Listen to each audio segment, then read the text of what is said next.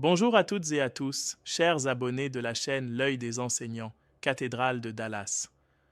Aujourd'hui, nous vous emmenons au cœur de l'un des procès les plus suivis de l'actualité congolaise, celui de l'ancien ministre de la Justice, Constant Mutamba. L'audience du 13 août 2025, devant la Cour de cassation, a été marquée par des échanges intenses entre le ministère public et la défense. Notre émission du jour est organisée en deux grandes étapes. 1. Nous commencerons par revenir sur les évidences et les réquisitions formulées par le ministère public. 2. Puis, nous ferons un résumé des arguments et des réactions de la défense en clôturant par les enjeux du verdict attendu. Après ces accusations, tournons-nous maintenant vers la version de l'accusé et de ses avocats. La défense de Constant Mutamba a balayé en bloc les arguments du ministère public.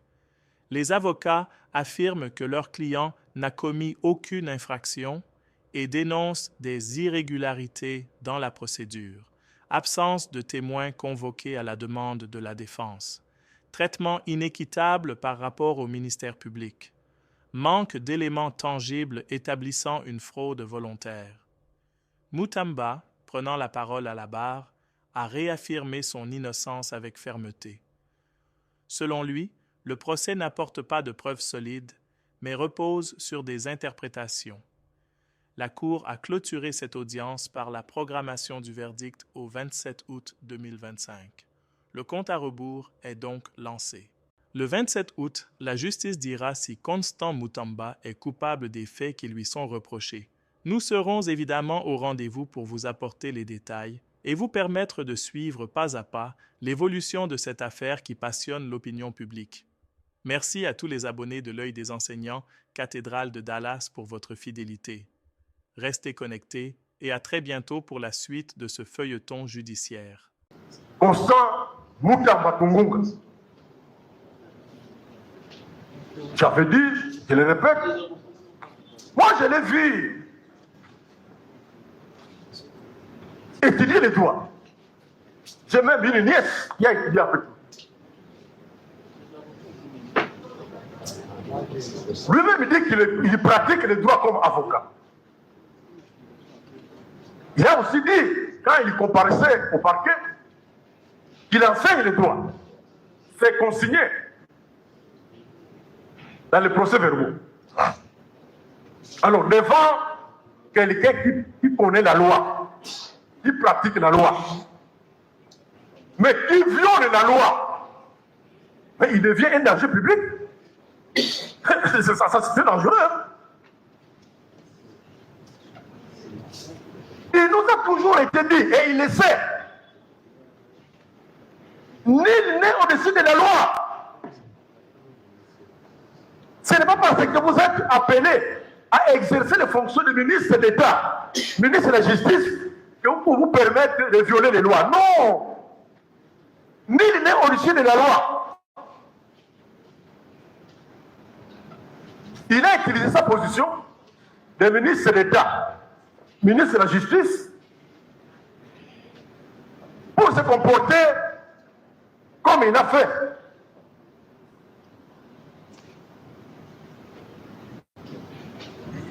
Nous l'avons vu, le peuple l'a vu, transformer, désacraliser le palais de justice pour y tenir des meetings publics. Nous sommes en train d'expliquer la personnalité du prévenu, monsieur le président. Ce sont des indications qui doivent amener l'auguste cour à prendre des mesures qui conviennent pour les ramener sur la bonne voie.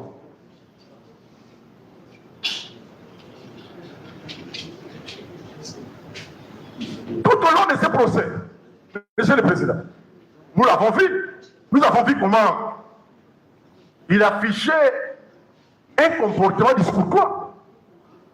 Ce n'est pas propre même à son serment en tant qu'avocat. Nous l'avons vu. Et ce sont des comportements qu'il ne faut pas encourager.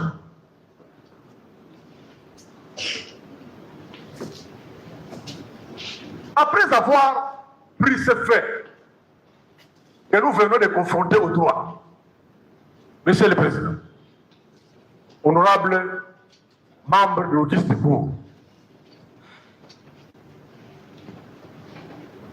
nous allons requérir. Avant de requérir, nous venons de décrire le prévenu. Il doit être honnête pour reconnaître que nous ne sommes pas là pour méconnaître tous les efforts qu'il a consentis pour que la justice aille de l'avant. Peut-être qu'il a été induit en erreur. Peut-être qu'il a été, à un moment donné, gagné par un sentiment quelconque qui voulait le faire croire qu'il peut violer la loi impunément.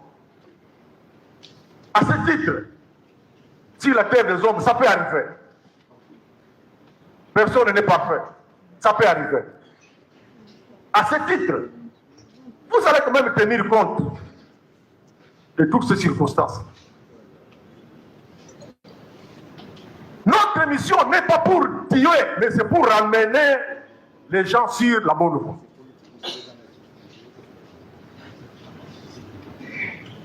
Il plaira donc à votre Auguste Cour, Monsieur le Président, organe honorable membre de la proposition,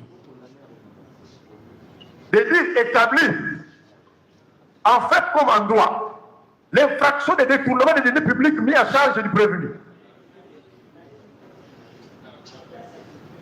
Vous allez les condamner à la peine de 10 ans de travaux forcés.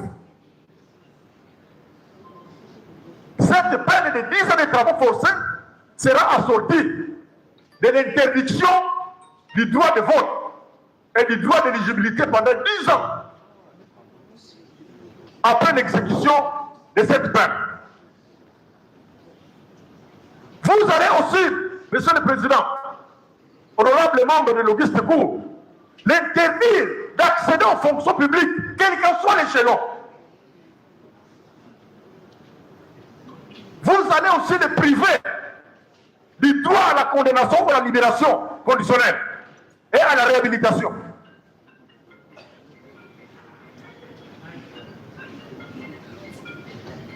Vous allez aussi, Monsieur le Président, ordonner l'extournement intégral de la somme détournée. Cet argent-là de 19 900 000 dollars américains doit retourner dans le compte d'où ça venait.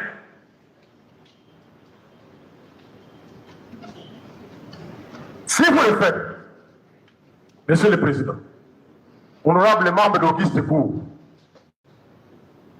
en mettant les frais de justice à sa charge,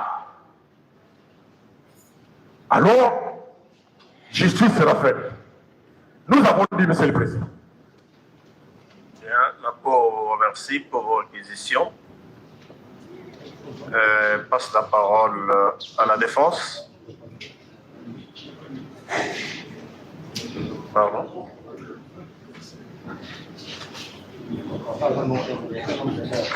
Monsieur le bâtonnier, je ne sais pas comment vous qui gérez un peu le collectif. Oui, vous êtes organisé en termes de timing, en termes d'intervention, ou bien c'est tout le monde qui intervient quand il voudra? Merci, Monsieur le Premier Président. En fait, le collectif est très bien organisé. Ce n'est pas tout le monde qui aura la parole.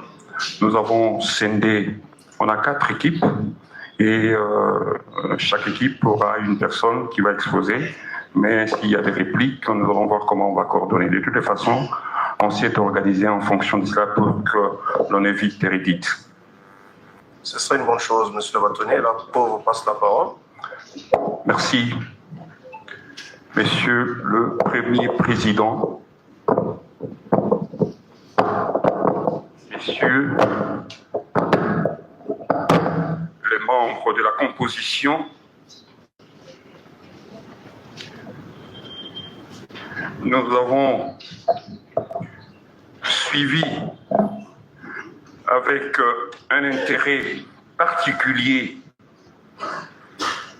les ministères publics, le procureur général près la Cour de cassation. Par moments, on s'est posé beaucoup de questions. Si on a été dans on est dans la même affaire où le ministère public a une affaire à lui et que nous sommes avec la Cour dans une autre audience.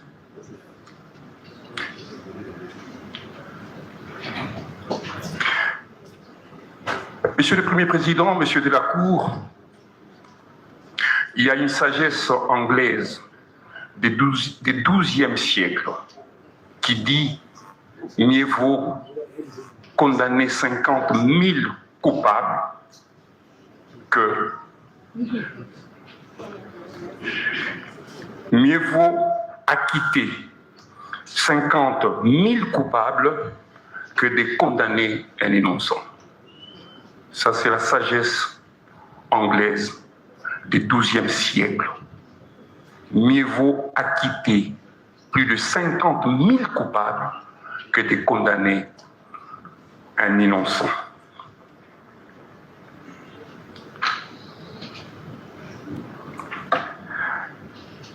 Ils sont un, le ministère public, sur base du principe de l'unicité. Mais nous avons compris que dans l'esprit, ils ne sont pas un.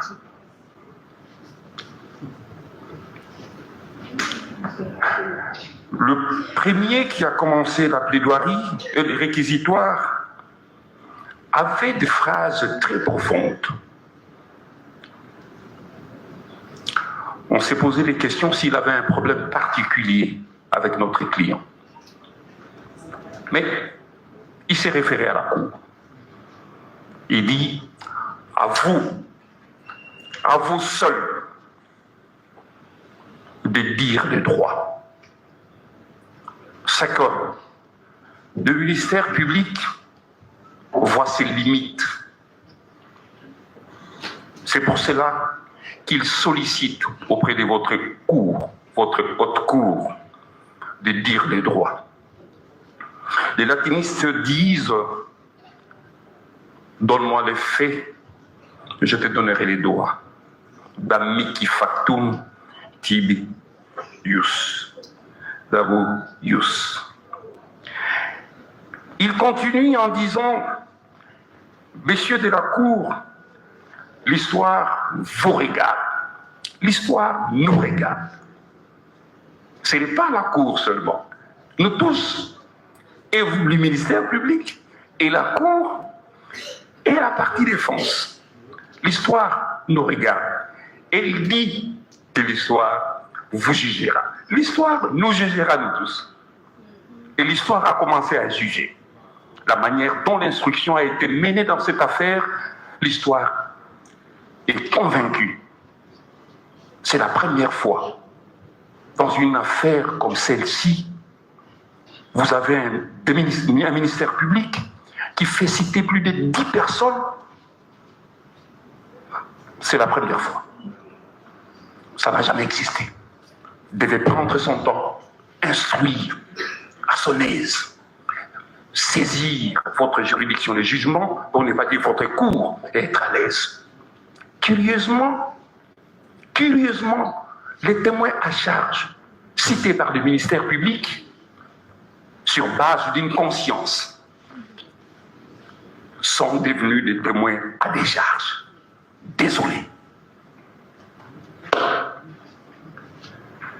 Monsieur le Premier Président, Monsieur de la Cour, le ministère public dit que la Cour doit corriger avec la dernière énergie. Corriger avec la dernière énergie quoi? Les erreurs qui sont venues du ministère public. Les erreurs qui sont venues du ministère public. Non. Et nous sommes obligés de soulever quelques contre-vérités. Désolé, peut-être c'est ça notre pièce de théâtre. Chacun joue son rôle. Le ministère public accuse, nous nous défendons, vous allez rendre une décision. C'est ça le rôle, notre pièce de théâtre. Nous jouons notre rôle de défenseur. Lui, il joue son rôle comme un homme répressif.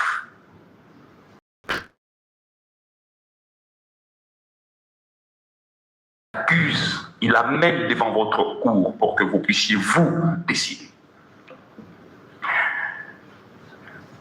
Une autre sagesse disait que ce n'est pas pour rien que le ministère public ne condamne pas. On a compris. Si on laissait la place au ministère public de condamner, je crois qu'il y aurait toujours les problèmes de désengorgement des prisons. Les gens qui viennent, qui sont en prison, on se pose la question, qu'est-ce qu'ils font? C'est parce qu'il y a un problème d'instruction à la base. Non, Monsieur le Premier Président, Monsieur de la Cour, Monsieur le représentant de l'organe de la loi, beaucoup de contre-vérités. Quand le ministère public dit, il déclare que Madame la Première ministre n'a pas donné l'approbation parce que le contrat n'était pas joint à la demande. Nous nous posons la question, si nous avons le même dossier avec le ministère public, si nous avons le même dossier, est-ce que le ministère public a eu le temps de lire les dossiers? Parce qu'on peut l'avoir, mais avoir le temps de lire. Mais où sommes-nous? On juge une personne en premier, dernier ressort de la sorte. On l'amène devant votre cour pour que vous puissiez décider. Parce qu'on veut se débarrasser de quelqu'un. Certainement. Une autre contre-vérité des directeurs du guichet unique, le directeur général du guichet unique, de la création des entreprises, aurait déclaré qu'il n'avait pas eu le temps d'aller vérifier l'effectivité réelle, l'existence réelle de la société Sion. Mais c'est venu d'où ça? Suivons les dossiers ensemble. Le monsieur a été très cohérent. Il a dit que c'est une société qui existe juridiquement.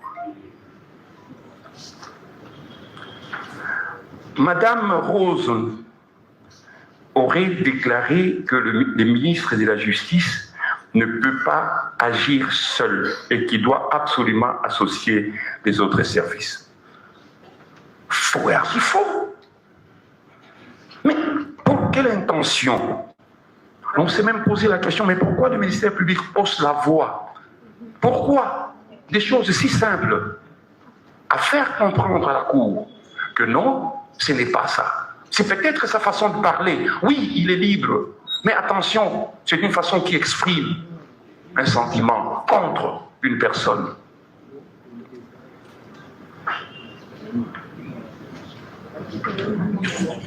Monsieur le Premier Président, Monsieur de la Cour, le problème de la soumission, il y aura des spécialistes qui passeront sur ça. Mais qu'à cela ne tienne, nous faisons confiance à votre Cour pour que vous puissiez réellement dire les droits. En fait, pour dire les droits, nous sommes obligés de faire la même gymnastique que le ministère public. La même. C'est-à-dire, nous avons le temps de vous exposer les faits. Et de ces faits, vous aurez le temps de suivre des confrères, des éminents confrères qui vont vous exposer les éléments de droit que nous avons scindés en 4 parties. Et à la fin, certainement, la Cour donnera la parole à notre client pour que ce dernier puisse dire son mot. Mais, Monsieur le Premier Président, tout part de quand? Tout part de la réunion du Conseil de ministres en date du 8 novembre 2024. Cette réunion, ce conseil de ministres retient des résolutions sur base d'une note d'information qui est présentée par notre client. Cette note d'information ramène à une situation où, au niveau de la prison de Makala, en date du 3 septembre 2024, il y a eu une mutinerie. La hiérarchie saisie de ces événements met en place une commission pour que cette commission puisse travailler. Avec comme instruction de proposer la construction de certaines nouvelles prisons, réhabiliter des prisons actuelles, ramenant la construction des nouvelles prisons à une période qui ne peut pas excéder 24 mois, c'est-à-dire de 12 à 24 mois. Notre client siégeant au Conseil de ministres échange avec sa hiérarchie. Une solution devait être prise pour la prise en charge des détenus préventifs dont les dossiers étaient en cours. Il s'agissait nécessairement de recueillir ou bien de recueillir des éléments pour l'érection de maisons d'arrêt.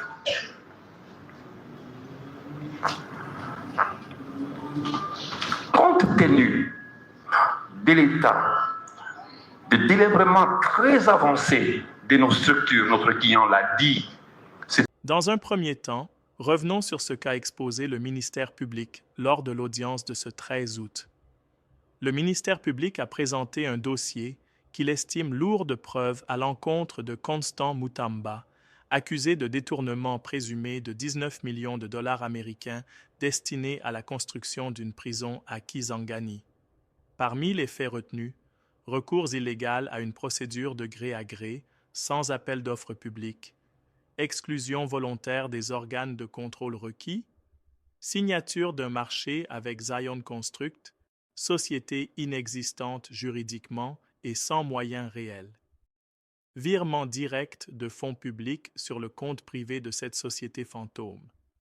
Absence de validation du Conseil des ministres et de la Première ministre. Transfert d'argent depuis un compte officiel de l'État vers un compte non autorisé. Acte constitutif du détournement. Selon le procureur général, Mutamba, juriste expérimenté, savait parfaitement qu'il violait les règles, ce qui prouverait l'intention frauduleuse. En conclusion, le ministère public a requis 10 ans de travaux forcés, assortis de l'interdiction d'exercer toute fonction publique pendant 10 ans, la privation de droits civiques et la restitution intégrale des 19,9 millions de dollars. L'ancien ministre Moutobo vous a dit ici que avant d'engager, de commencer les travaux, il convient d'impliquer tous les services compétents et notamment les services d'affaires foncières pour obtenir d'abord le titre de la concession devant recevoir la construction de cette prison. Elle a donné l'exemple de prison de Mondésé, de prison qu'elle a fait construire elle-même, ou dont les travaux ont été entamés. Elle a donné l'exemple de la prison de Mondésé à Goma, la prison de Saké et la prison dont les travaux avaient commencé à Maluku, en précisant que tout doit partir de l'autorisation pour l'utilisation des fonds, comme ceux provenant du compte ou de l'armée, de la Cour internationale de justice. Il faut absolument partir de l'autorisation du gouvernement donnée au Conseil des ministres. Mais les faits, recueillis à travers les pièces versées au dossier, les déclarations obtenues devant nous et à l'audience de votre cour, ont établi que le ministre avait choisi non seulement de mettre à l'écart tous les services administratifs devant l'accompagner dans cette procédure. C'est pour vous dire, Monsieur le Président, que l'argent de l'État est sorti du compte de l'État, du ministère de la Justice, sans que la procédure ne soit régulière.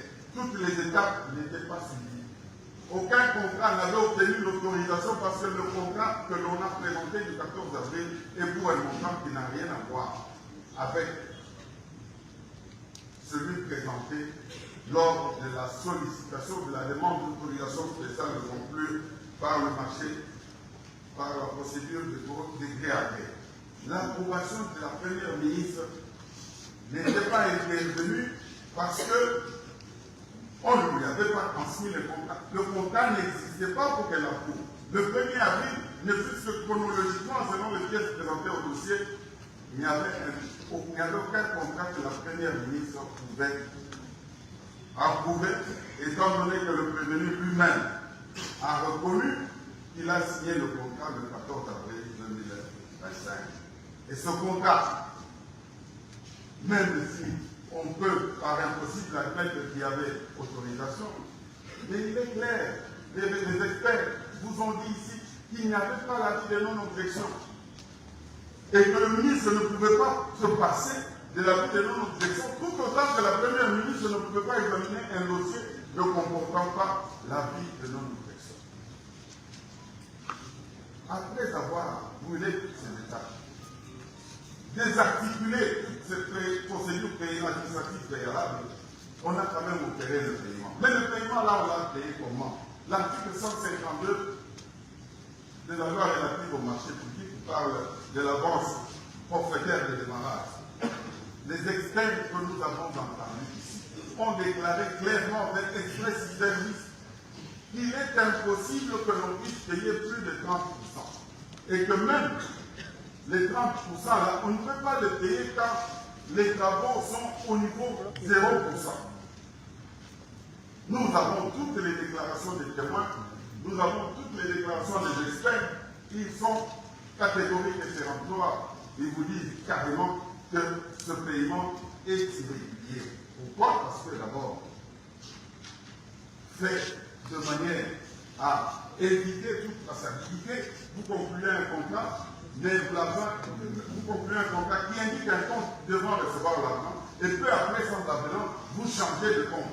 Et même quand vous changez, c'est que vous payez est largement supérieur au montant au seuil de 30% d'avance reconnue ou accordée légalement pour l'avance forfaitaire de démarrage.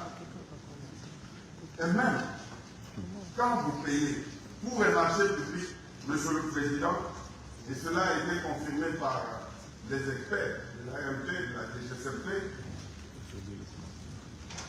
avant de payer l'argent, l'activitaire ou la société qui sollicite le marché doit constituer une garantie bancaire d'égal montant, d'un montant égal au coût du marché.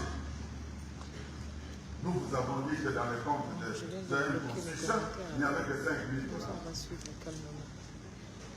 $. Outre la garantie bancaire d'égal montant, il y a une deuxième garantie, c'est la garantie d'offre qui doit couvrir les risques de la réception du marché, ainsi que la garantie de bonne exécution. Toutes ces garanties n'ont pas été réalisées, ce qui nous a amené vers un paiement irrégulier parce que l'ayant exigé aucun préalable pour sécuriser l'argent de l'État qu'on mettait ainsi dans le compte d'un particulier.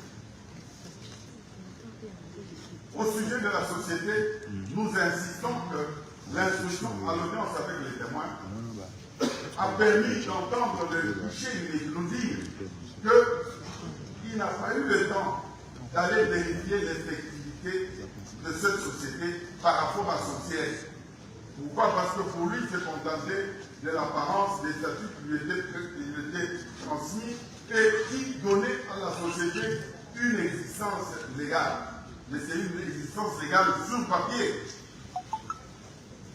Il ne s'est pas rendu, il n'a pas vérifié les capacités de cette société, au point que la même société où le ministre, le prévenu, était en difficulté d'ajouter les pièces demandées par la DGCP, qui devait permettre que l'on fournisse le passé, qu'on établisse, qu'on retrace le passé technique, organisationnel de cette société. Dans les télépièces, il faut présenter les bilans des 3 dernières années. Cette société qui venait à peine de naître ne pouvait pas vous donner les pièces comptables ou les bilans des 3 dernières années qu'elle n'avait pas gérées. Elle n'existait que depuis une année. Et sur les capacités techniques, on a tenté de vous faire comprendre, et même l'audition des témoins est aussi revenue là-dessus, que l'on peut utiliser le personnel technique d'autres sociétés pour exécuter un marché. Mais même quand vous prenez les personnels techniques d'autres sociétés, vous signez avec eux des contrats. Ces contrats ne vont pas été produits ici, n'ont pas été produits à l'instruction juridictionnelle. C'est qu'ils n'avaient aucun engagement entre un construction et des ingénieurs qui pouvaient permettre que la prise en charge de ces travaux soit techniquement assurée. Monsieur le Président, nous vous prions de bien vouloir considérer les faits tels qu'obtenus des pièces fournies au dossier par le ministère public par les partis, auxquels nous ajoutons l'instruction à l'audience et les différents témoins qui sont venus ici nous éclairer sur la manière dont le dossier projet construction de la prison a été géré. Au sujet de la localisation, le directeur ou le chef de division de la justice de la Choco est passé ici, allait indiquer, ils sont allés sur le site. Et c'est comme ça que, quelque peu les intéressés, il est même resté sur la chaussée et il a laissé les autres entrer seuls. Et quand ils sont allés, les gens qui ne connaissent pas le plan d'aménagement de la province de la Choco, ils descendent sur le terrain, ils indiquent dans une source un lieu en prétendant que c'était là que devait diriger la prison. Ça, ce n'est ni plus ni moins qu'une aventure bien orchestrée. Au sujet du compte, heureusement qu'aujourd'hui, à la dernière minute, nous avons pu entendre la rapport qui nous a permis de comprendre que le séquestre sur ce compte n'existe que dans l'imagerie délinquante du prévenu. Parce qu'en fait, on ne peut pas concevoir que la banque elle-même qui tient ce compte, qui le gère au quotidien, ne puisse pas être engagée dans la détermination du régime ou de la nature de ce compte. De manière essentielle, nous vous avons dit que le séquestre est soit conventionnel, soit judiciaire. Et comme il n'a pas été produit une convention de séquestre, comme il n'a pas été produit une décision judiciaire constituant le séquestre, c'est clair que ce séquestre-là n'est imaginaire. Le compte qui a reçu l'argent, c'est un compte courant, totalement à la disposition du titulaire, et sur lesquels nous revenons. La banque a retenu quelques frais. Elle vous a dit que c'était les frais de tenue de compte, parce qu'effectivement, c'était un compte courant. Tous les arriérés sont défalqués sur la première somme qui arrive. En fait, les défalqués ne pensent pas que c'est la banque, c'est le titulaire du compte qui prend sur son argent et qui paye à la banque pour les services rendus par la banque. Vous avez utilisé un compte dans les livres de la banque et dès que vous recevez un paiement venant de compte, comme c'est votre argent, ce n'est plus l'argent de l'État, on défale tous les frais que vous avez générés par les opérations antérieures, de telle sorte qu'à ce jour, n'allez plus chercher les 19 900 000. Cette somme a déjà été un tout petit peu égratignée. L'argent de l'État, même si c'est $1, c'est déjà suffisant. Il faut le respecter. Et ici, dans ce procès, Ce que nous voulons vous faire comprendre, Monsieur le Président, c'est de comprendre clairement et facilement que l'argent n'était plus dans le compte de l'État. Et l'argent n'appartenait plus à l'État. Et ça, le témoin de la Rance l'a clairement dit, que l'argent appartenait à une construction titulaire du compte. Et une construction, en acceptant que l'argent soit versé sur son compte, c'était déjà approprié, avait déjà adhéré à la ou choisi de s'approprier de cet argent.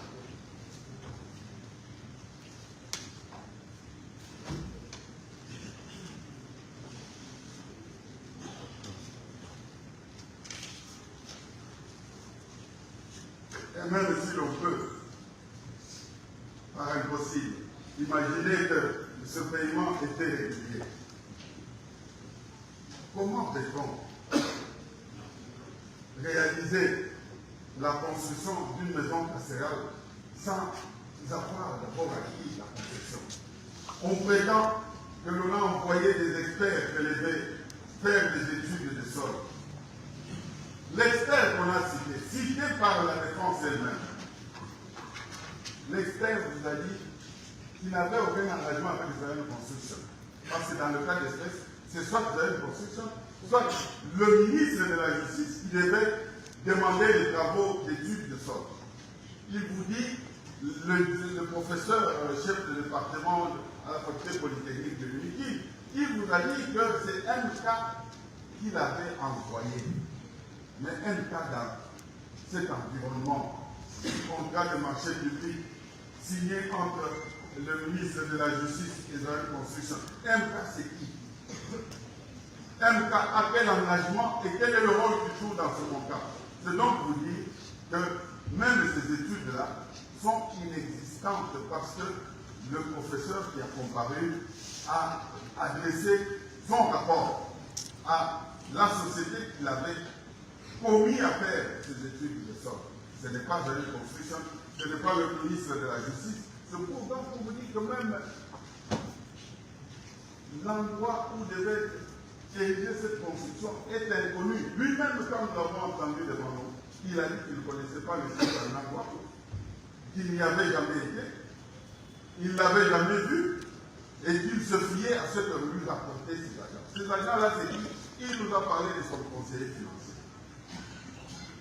Nous avions peut-être manqué d'anticiper en faisant que toutes les personnes impliquées soient totalement à notre disposition. C'est le même jour que le ministre a déclaré que son collaborateur qui suivait l'exécution des travaux souterrains, c'était son conseil financier. C'est le même jour que le conseil financier a disparu jusqu'à maintenant. Il serait au Canada. Nous n'avons pas de précision, mais il n'est pas au pays. Le même jour, le même vendredi, si notre mémoire ne nous trahit pas, c'est le même vendredi, lors de son audition, de sa longue audition, qui nous avait permis d'épuiser toutes les questions. Le lendemain, nous apprenions que le conseiller financier, parce que le lendemain, nous lui avions décerné un mandat de comparution, que le conseiller financier en question avait disparu. Voilà, Monsieur le Président, si nous pouvons nous synthétiser, nous allons vous dire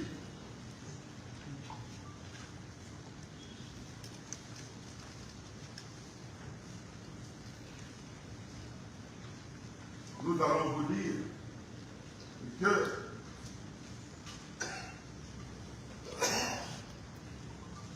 cette affaire met en action une société de façade. Une société de façade parce qu'elle n'a pas de siège. Au service des impôts, on n'en connaît pas les agents. À la sécurité sociale, mêmement, parce que nous avons des confirmations au dossier. Et au départ, le contrat était de 39 millions qui, par la suite, va se muer en contrat de 29 millions sans avenant. Deuxièmement, le paiement.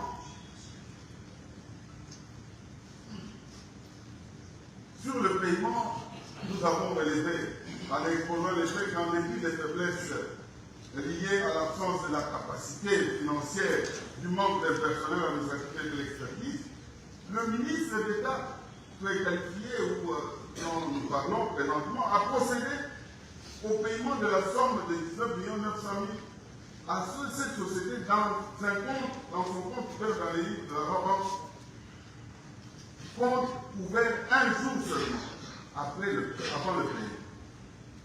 Vous comprenez que là, en ouvrant le compte, le schéma ou le modèle, le mode par lequel on allait passer pour soustraire cet argent du patrimoine de l'État était déjà très bien conçu. Et même en le faisant, la loi impose une proportion de l'avance forfaitaire de démarrage qui est fixée à 30% pour les marchés de travaux publics. C'est ce qui suppose que le premier paiement en principe devrait être de 8 970 000. Mais vous allez comprendre qu'ici, c'est plutôt 19 900 000, ce qui nous amène à 66% d'avance. Ce paiement est effectué sans aucune garantie bancaire égale montant. La société devrait en principe, pour se conformer à la loi, aller vers une banque, solliciter une garantie bancaire d'égal montant, le même montant du coût global du marché là. Mais cela n'a pas été fait. C'est pourquoi nous disons que devant ces différentes violations, et dans le souci de protéger les finances publiques et tenant compte du fait que ce montant provenait du compte Privao, destiné à l'indemnisation des victimes de la guerre des 6 jours à Kisangani, nous avons, par la CNRF, procédé au gel et à la saisie de cette somme d'argent appartenant déjà à la société de construction. C'est comme la CNRF peut saisir le compte de tout citoyen dont les opérations ne sont pas régulières ou violent les prescriptions légales. C'est ce qui a été fait. Il ne faut pas qu'on vienne profiter de cette surveillance de l'État qui a empêché la consommation totale de cette somme pour prétendre que l'argent est là. L'argent est là, mais il est là où? L'argent devrait être dans le compte de l'État. Maintenant, l'argent appartient à Zoyan. À partir du moment où nous comprenons qu'il appartient à Zoyan Construction, c'est qu'il n'appartient plus à l'État. Quand nous allons discuter de ce fait en droit, nous vous dirons ce que ça amène comme conséquence et ce que cet élément apporte à la constitution ou à la consommation de l'incrimination retenue.